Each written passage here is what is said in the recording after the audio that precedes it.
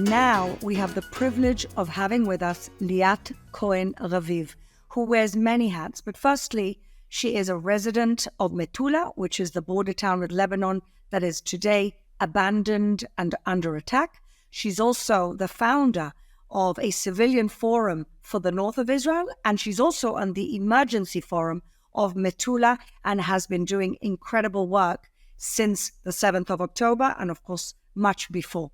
Liat, you come from a town, as I said, that's been one of the worst affected by the shelling, by the already low-grade war we're at. And so, first of all, I want you to describe to our viewers, what is Metula? What was Metula before the 7th, 8th of October? And then tell us what it's like today.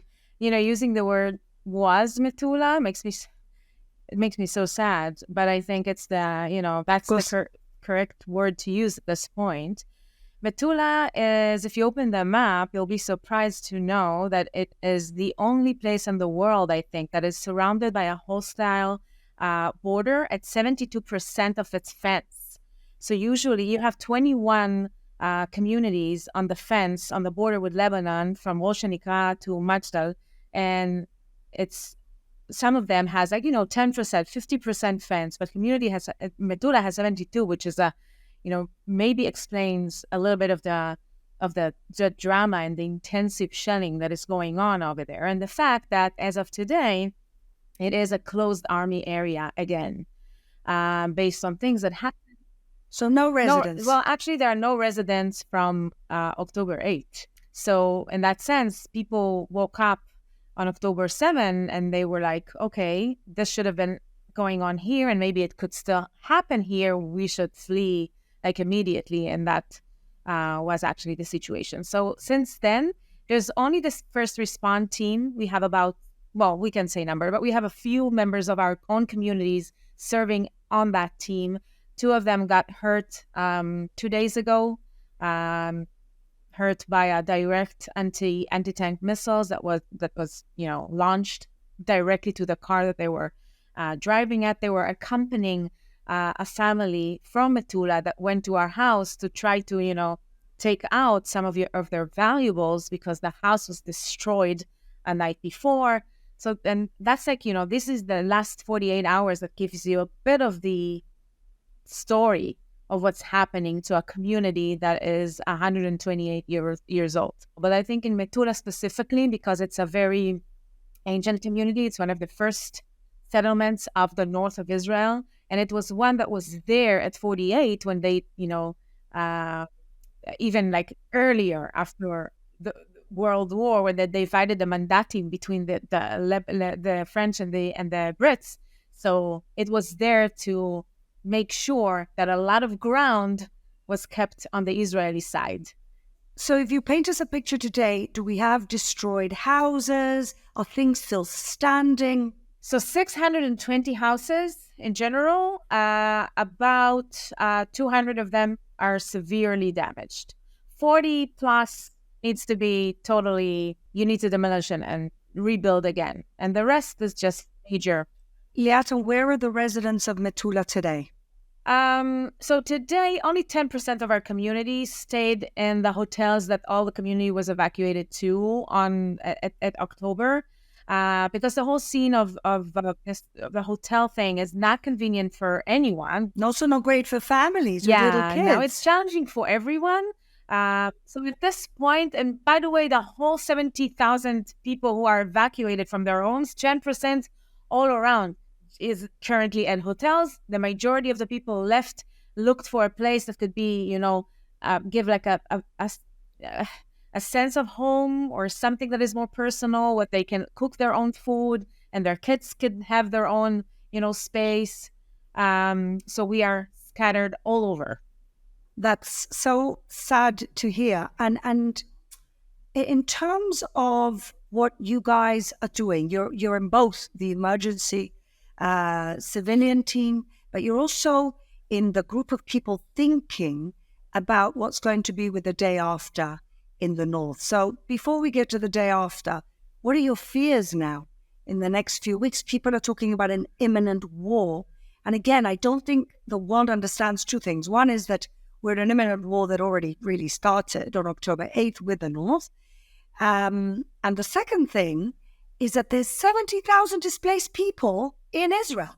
People talk about the displaced Gazans. Nobody talks about the displaced Israelis. So what are your fears now in the next few weeks? Oh, okay. So there's a dispute among the people that lives in the north. So one perspective that we need to respect is the fact that people needs to see the resolution, right? They need to see security coming.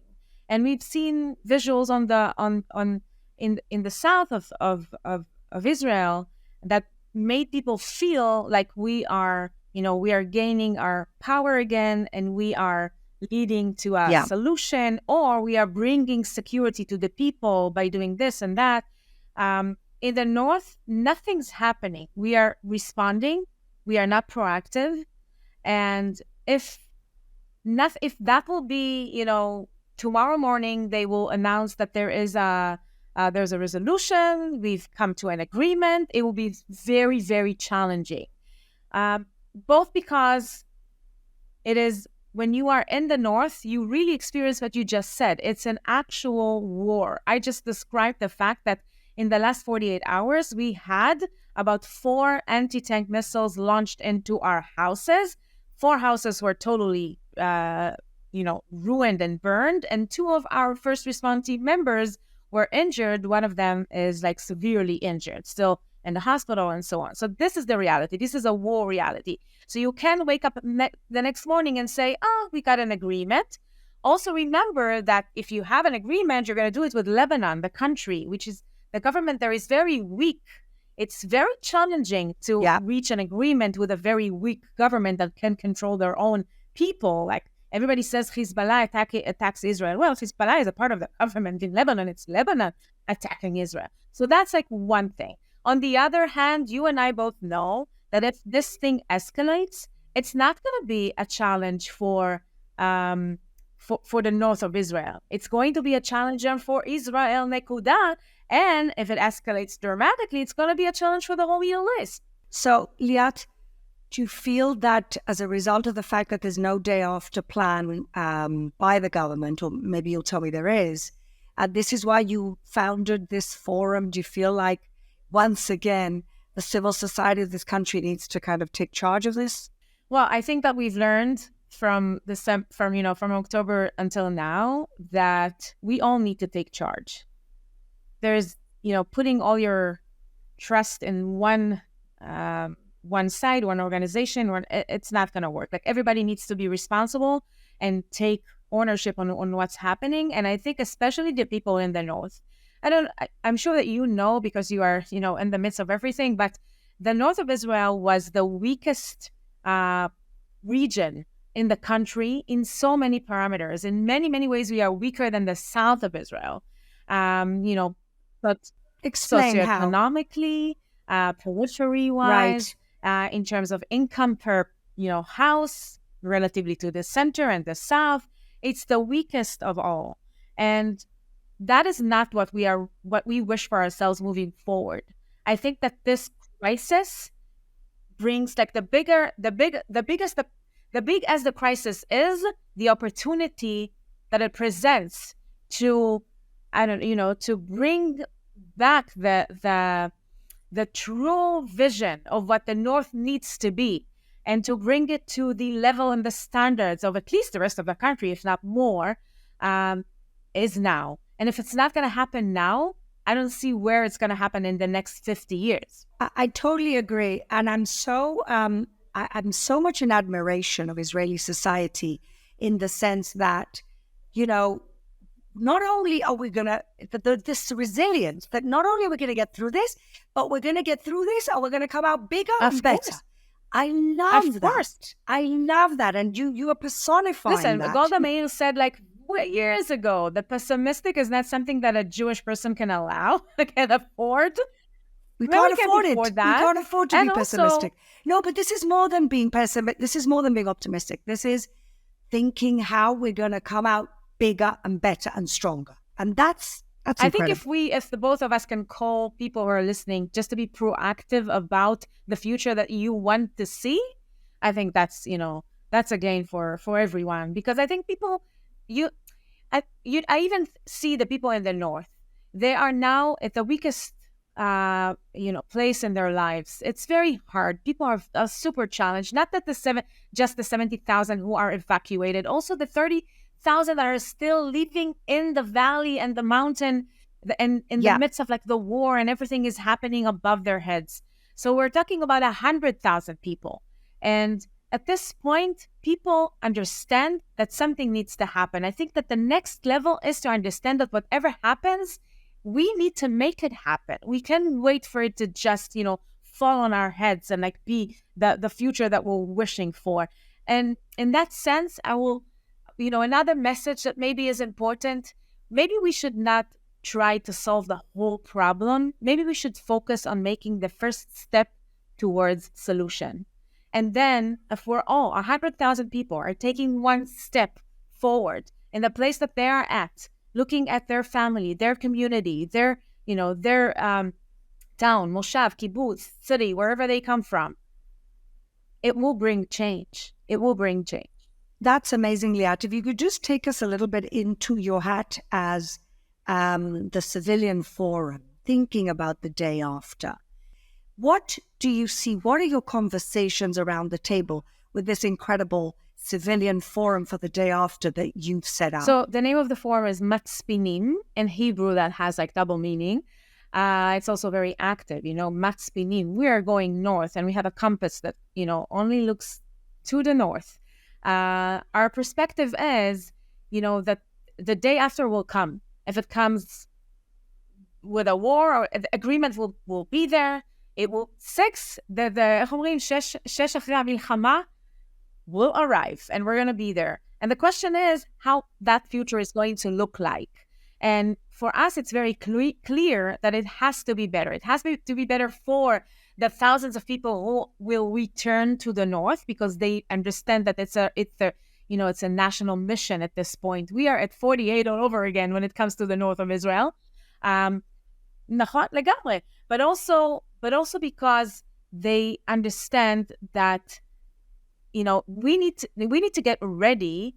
It's going to be a hostile border moving forward. No one is going to solve the problem with Hezbollah. It's not Hamas, it's not this like small whatever terroristic organization. We have our challenges in the south anyways, but this is like it's a country and an ideology that is bigger than all of us. So that is the reality. So when people are coming back, they need to understand that they need to come back with stronger, with resilient, and with orech ruach, like patient, with a bit of a patient, but also need to come very proactive. So our vision is with nerve. And our vision is we are no longer thinking as small communities because we don't count.